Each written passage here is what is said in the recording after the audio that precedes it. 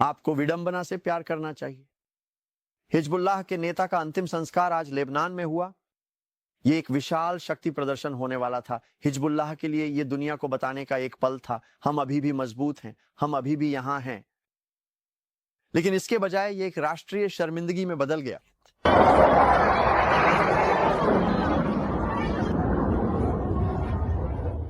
क्यों? क्योंकि इजरायली वायुसेना ने शो चुरा लिया। इसे सोचिए, ईरान, इराक और यमन के सबसे बड़े आतंकवादी नेता सभी एकत्र हुए, काले कपड़े पहने हुए, प्रतिरोध और प्रतिशोध के बारे में लंबे भाषण देते हुए। किसने शुरू किया? क्या? प्रतिशोध की बात कर रहे हैं। लेकिन जैसे ही वे अपने सीने फुला रहे थे, इजरायली लड़ाकू विमान बेरूत के ऊपर वो चक्कर लगाने लगे। अचानक वे सभी तीखे भाषण बेकार, सभी वह हिजबुल्लाह की प्रचार सामग्री बेमतलब। लेबनान में आज लोगों के पास बात करने के लिए एक ही चीज थी, वह था उस दिन के बारे में।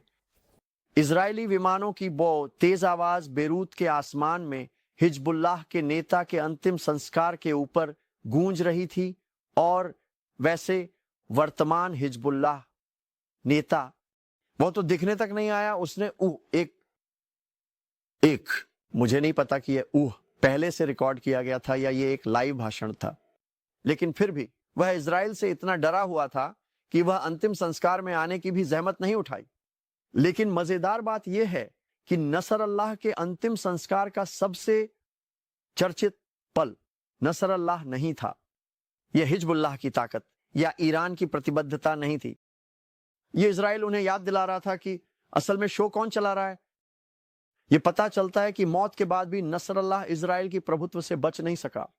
और अगर यह काव्यात्मक न्याय नहीं है तो मुझे नहीं पता क्या है। इजराइल से शालोम, मैं हसन नफ्ताली हूं, मध्य पूर्व से नवीनतम अपडेट के साथ।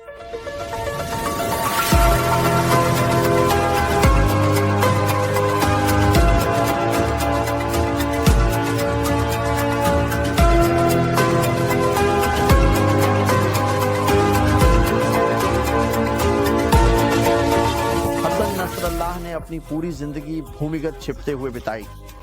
इजरायली हवाई हमलों से डरते हुए वह सार्वजनिक रूप से बहुत कम ही चलते थे, लाइव कैमरे पर बहुत कम ही दिखाई देते थे, क्योंकि उन्हें पता था कि जैसे ही वह ऐसा करेंगे वह अगला होंगे। और अंत में यही हुआ। वैसे उसे भेजने में कोई परेशानी नहीं हुई। हजारों हिजबुल्लाह आतंकवादी जब वह बंकर में छिपा हुआ था तब वे अपनी ही मौत से मिलने के लिए तैयार थे। और अब वर्तमान हिजबुल्लाह नेता वो शायद वही करेगा। लेकिन मैं आशा करता हूं कि हिजबुल्लाह आखिरकार जड़ से उखाड़ दिया जाएगा। लेकिन यही कारण है कि हमारे पास संघर्ष विराम है, क्योंकि इजराइल लेबनानी सेना से काम करने की उम्मीद कर रहा है। क्या वे काम पूरा कर पाएंगे मुझे नहीं पता। लेकिन 27 सितंबर 2024 को मध्य पूर्व में एक बहुत खास दिन है, क्योंकि यह एक दिन है।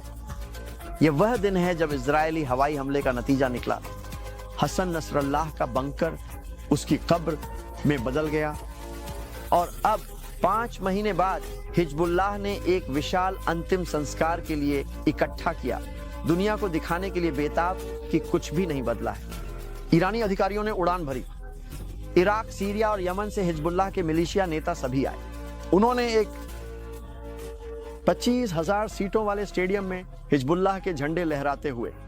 वैसे मैंने वहां बहुत कम लेबनानी झंडे देखे, क्योंकि लेबनानी लोग वास्तव में हिजबुल्लाह का समर्थन नहीं करते। तो यह मजेदार है कि उन्हें वास्तव में इराक, यमन और ईरान जैसे देशों से इतनी सारी लोगों और प्रभावशाली व्यक्तियों को उड़ाकर लाने की जरूरत पड़ी एक को भरने के लिए 25,000 सीटों वाला स्टेडियम। आप जानते हैं, उन्होंने सभी ने प्रतिरोध के बारे में नारे लगाए। लेकिन अंदाजा लगाओ क्या, इजराइल की वायुसेना उनके सिर के ऊपर चक्कर लगा रही थी और वे सभी ऊपर देखने लगे इजरायली वायुसेना की ओर। यह बहुत भविष्यवाणी करने वाला है, जैसा कि यिर्मयाह 20 पद 10 में कहा गया है, लेकिन प्रभु मेरे साथ है जैसे एक शक्तिशाली योद्धा, इसलिए मेरे सताने वाले ठोकर खाएंगे और सफल नहीं होंगे। वे बहुत शर्मिंदा होंगे क्योंकि वे सफल नहीं होंगे। उनका शाश्वत अपमान कभी नहीं भुलाया जाएगा। इस पर विचार करें। क्षेत्र के सबसे शक्तिशाली आतंकवादी नेता एक ही जगह इकट्ठा हुए थे और इजराइल ने यह सुनिश्चित किया कि वे सभी जान लें कि किसी भी क्षण हम अगले नसरल्लाह को खत्म कर सकते हैं।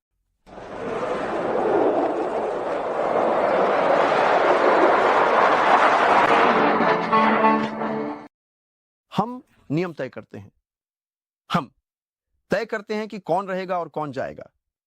नसरल्लाह शब्दों से भरे हुए थे। 32 वर्षों तक उसने यह कहते हुए अपना मुंह चलाया कि हिजबुल्लाह इजराइल को नष्ट कर देगा। उसने हमें खत्म करने का वादा किया, लेकिन जब समय आया तो इजरायली लड़ाकू विमानों ने उसकी कहानी का अंतिम अध्याय लिखा, यहां तक कि उसके अपने अंतिम संस्कार में भी। भजन 33 पद 20 कहता है, लेकिन दुष्ट नष्ट हो जाएंगे। हालांकि भगवान के दुश्मन खेत के फूलों की तरह हैं, वे नष्ट हो जाएंगे, वे धुएं में उड़ जाएंगे। और यही हुआ। उसने दशकों तक इजराइल को दफनाने की कोशिश की, लेकिन इजराइल ने उसे दफनाया। हिजबुल्लाह से हमास की ओर बढ़ते हुए, क्योंकि मुझे कवर करने के लिए बहुत कुछ है जब बात आती है। गाजा में जो कुछ भी होता है, मीडिया आपको बहुत सी बातें नहीं बता रहा है, लेकिन अगर आपको यह साबित करने के लिए और सबूत चाहिए कि हमास बुरा है, तो यही है। हाल ही में एक बंधक रिहाई के दौरान हमास ने 2 बंधकों को मजबूर किया कि वे देखें, जब अन्य बंधक मुक्त किए जा रहे थे और फिर उन्हें फिर से कैद में धकेल दिया। सोचिए यह कितना बीमार और विकृत है। ये गरीब लोग एवियातार, डेविड और गाय गिलबोआ पहले से ही हमास की कैद में दुख झेल रहे थे। और हमास क्या करता है? वे उन्हें वहां खड़ा करते हैं, वास्तव में कार में बैठने के लिए मजबूर करते हैं, स्वतंत्रता को देखते हुए केवल उन्हें फिर से खींच कर ले जाने के लिए। उनके दुःस्वप्न में यह सिर्फ मनोवैज्ञानिक यातना नहीं है, यह परपीड़न है। हमास अपने बंधकों के दुख का आनंद लेता है। वे अपने मनोरंजन के लिए अपने शिकार के साथ खेल खेलते हैं, और जाहिर है लोगों को ना भूलें सभी। वे फिलिस्तीनी जो रिहा किए गए बंधकों के मंच समारोह में आए, लोग जो बंधकों को देखते हुए होलोकॉस्ट के बचे लोगों की तरह दिखते हुए वे जश्न मनाने और नारे लगाने आए। यह पागलपन है। आप देखिए, पीढ़ी दर पीढ़ी, बच्चे से लेकर बुजुर्ग तक वहां होते हैं, मुस्कुराते हैं, फिल्माते हैं, खुशी से देखते हैं, जैसे हमारे लोगों को प्रदर्शित किया जा रहा है, जैसे वे कोई ट्रॉफी हो। वैश्विक आक्रोश कहां है? मानवता कहां है? मैंने पहले कहा था और मैं फिर से कहूंगा, दुनिया इस दृश्य पर आक्रोशित क्यों नहीं है? दृष्टि को इसका होना क्यों हो रहा है? रेड क्रॉस इस सब में क्या भूमिका निभा रहा है? यह क्यों होने दिया जा रहा है? यह कुछ ऐसा नहीं है जो होना चाहिए। और 7 अक्टूबर को हमास के आतंकवादियों को न भूलें, जो 3000 की संख्या में इजराइल में घुसे, हमारे लोगों पर आक्रमण किया और नरसंहार किया। ये सभी फिलिस्तीनी नागरिक भी थे। पीढ़ियां हमारे देश में घुसी, युवाओं से, बच्चों से जो हमारे देश में साइकिल पर घुसे, चीजें चुराई से लेकर बुजुर्गों तक, उनके वीडियो सच में मौजूद हैं। चलते हुए उनके साथ में अपनी लाठी लेकर हमारे देश पर आक्रमण कर रहे हैं, चोरी कर रहे हैं। किबुत्जिम में घुसपैठ करना, यह तो बस पागलपन है। और आप जानते हैं, जो चीज मुझे वास्तव में हैरान करती है वह यह है कि कुछ लोग अभी भी मानते हैं कि इजराइल को हमास के साथ समझौते करने चाहिए। वे संघर्ष विराम और शांति वार्ताओं के बारे में बात करते हैं। मेरे पास एक बेहतर विचार है। अगर आप शांति चाहते हैं तो हमास का अंत करें। अगर आप युद्ध नहीं देखना चाहते तो हमास का अंत करें। जब हम अपने लोगों को वापस लाएंगे तो इजराइल को जो एकमात्र समाधान खोजना चाहिए वह है हमास का अंत। बिल्कुल, क्योंकि अगर हम ऐसा नहीं कर रहे हैं तो हम अगले युद्ध के चक्र में, अगले युद्ध के दौर में फिर से हमास का सामना करेंगे। यह नहीं हो सकता। हमें यह सुनिश्चित करना होगा कि दक्षिणी इजराइल एक सुरक्षित स्थान होगा। हमें यह सुनिश्चित करना होगा कि गाजा एक सुरक्षित स्थान होगा। आप जानते हैं, महीनों तक हमास घिनौनी झूठ फैला रहा था। हम हाल ही में शायर बिबास का शव मिला। आप में से जिनके लिए यहां जब हमास ने हमारे बंधकों के 4 शवों को जारी किया, हमारे बंधकों के 4 शव, जिनमें बिबास के बच्चे एरियल और कफीर शामिल हैं, उन्होंने एक शव भी दिया।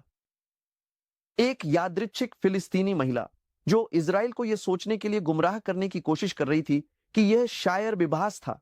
यह कितना घिनौना है कि सबसे पहले तो वे मृतकों को भी बंदी बनाए हुए हैं, वे मृतकों को भी नहीं जाने दे रहे, दफनाने के लिए भी नहीं आने दे रहे हैं, वे यहां तक कि मृतकों को शांति से आराम करने से रोकना। लेकिन इसके अलावा वे शायर बिबास का शव उसके 2 बच्चों के साथ भी नहीं दे रहे थे। यह पागलपन है। आप जानते हैं, पहले उन्होंने दावा किया कि शायर बिबास और उसके 2 छोटे बेटे कफीर, जो 10 महीने का था जब उसका अपहरण हुआ, और एरियल, जो 4 साल का था जब उसका अपहरण हुआ, एक इजरायली हवाई हमले में मारे गए। यह एक झूठ था। और अब इजरायली फोरेंसिक विशेषज्ञों ने शायर बिबास का शव प्राप्त करने के बाद इसे साबित कर दिया है। सुनो, प्रांत और उसके बच्चे, उन्हें किसी भी हवाई हमले में नहीं मारा गया, उन्हें तो गोली भी नहीं मारी गई, उन्हें नंगे हाथों से मारा गया। इस बात को समझने दो, यह वही है जिसके साथ हम निपट रहे हैं। हमास के आतंकवादियों ने एक मां और उसके 2 छोटे बेटों को या तो गला घोंटकर या पीट पीट कर मार डाला और फिर एक प्रयास में, इसको छिपाने के लिए, एक घिनौना प्रयास, इसे छुपाने के लिए हमास ने अपने पीड़ितों के साथ भयानक भयानक कृत्य किए। आईडीएफ के अनुसार यह हमास है। ये वही लोग हैं जिनसे दुनिया चाहती है कि इजराइल बातचीत करे। मैं बहुत खुश हूं कि राष्ट्रपति ट्रंप झूठ को समझते हैं। सुनो, हफ्तों तक हमास ने अपने अपराध को छुपाने की कोशिश की, लेकिन सच का एक रास्ता होता है, सच बाहर आने का एक तरीका होता है। उन्होंने शायर के बारे में झूठ बोला, उन्होंने कफीर के बारे में झूठ बोला, उन्होंने एरियल के बारे में भी झूठ बोला, और अंदाजा लगाओ क्या, वे बाकी सब चीजों के बारे में भी झूठ बोल रहे हैं। इस समय हमास का बचाव करने वाला कोई भी व्यक्ति सिर्फ गलत जानकारी में नहीं है, वे बुराई के साथ खड़े होने का चुनाव कर रहे हैं। आइए हाल ही में रिहा हुए बंधक अवेरा मंगिस्तु के बारे में बात करते हैं, जो एक इथियोपियाई इजरायली व्यक्ति हैं और मानसिक स्वास्थ्य समस्याओं से जूझ रहे हैं। वह 2014 में गलती से गाजा में चला गया और हमास ने उसके साथ क्या किया? उन्होंने उसे एक सेल में 1 दशक से अधिक समय तक बंद रखा। लगभग 11 साल तक इस निर्दोष आदमी को हमास ने बंधक बनाए रखा। कोई मुकदमा नहीं, कोई कारण नहीं, बस इसलिए कि वे नहीं कर सके। तो मेरे पास एक सवाल है, ब्लैक लाइव्स मैटर कहां था? वे सभी जागरूक कार्यकर्ता कहां थे जिन्होंने दावा किया कि उन्हें काले लोगों की परवाह है? मार्च, प्रदर्शन, हैशटैग कहां थे?